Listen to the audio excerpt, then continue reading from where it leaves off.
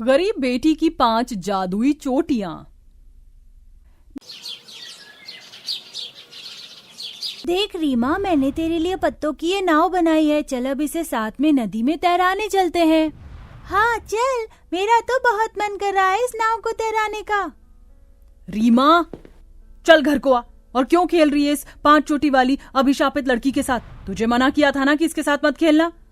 माँ, सोनाक्षी मेरी दोस्त है और हम तो बस कुछ नहीं सुनूंगी अब मैं। चल घर आ।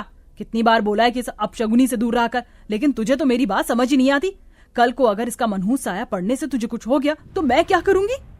ये मनहूस अपने बाप और घर की खुशियों को तो ले ही डूबी है। पता नहीं इसे गांव में जिंदा क्यों रखा हुआ है।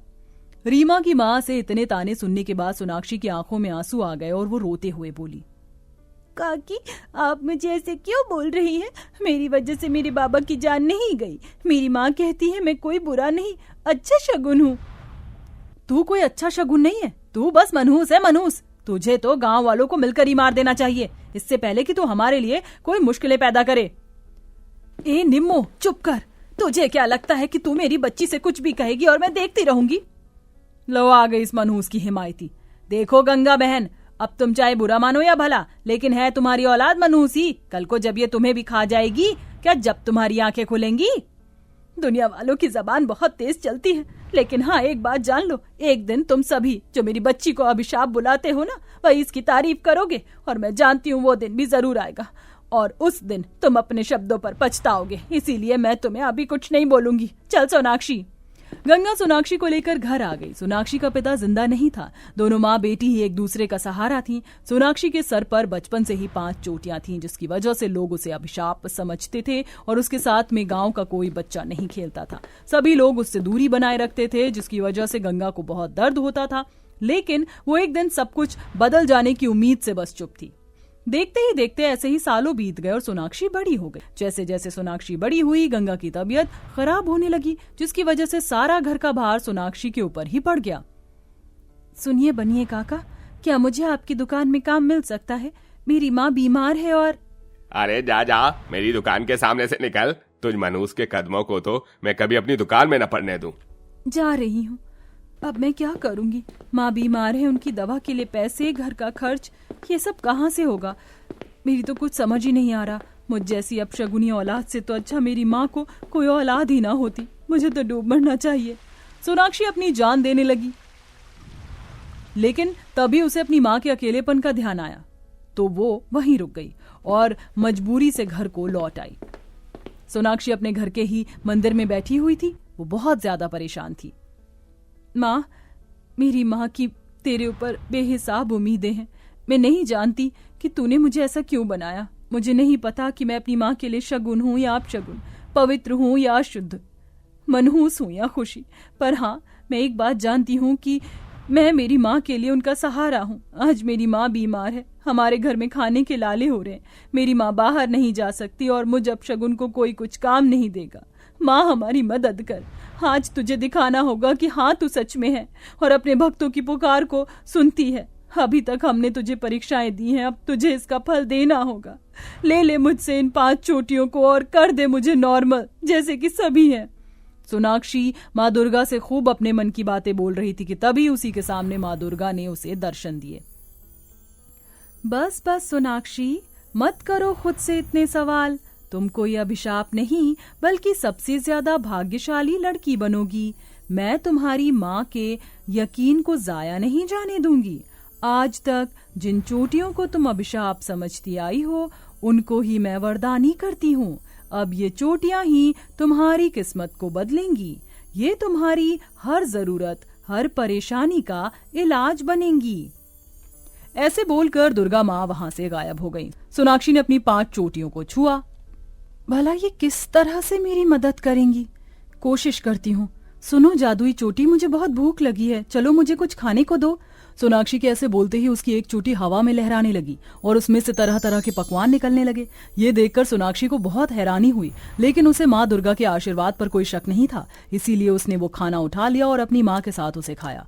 सोनाक्षी ने अपनी माँ को भी पूरी घटना बताई। मुझे यकीन था कि एक दिन मेरी बच्ची के साथ भी इंसाफ होगा। सोनाक्षी, तेरे सर पर 5 चोटियां जादुई हैं। ये तो बस एक चोटी का कमाल है, बाकियों का भी जादू आजमा। हाँ माँ, क्यों नहीं, लेकिन माँ मैं ये नहीं जानती हूँ कि ये क्या क्या कर सकती हैं। चलो मैं कोशिश करती हूँ। हे मेरी जादुई चोटियों, जल्दी से अपना अपना जादू दिखाओ। सोनाक्षी के ऐसा बोलते ही उसका सर हीरे की तरह चमकने लगा, जैसे कि उसके सर पर हीरो से बना हुआ ताज रखा गया हो। और एक एक करके 5 चोटियों ने अपना जादू दिखाया।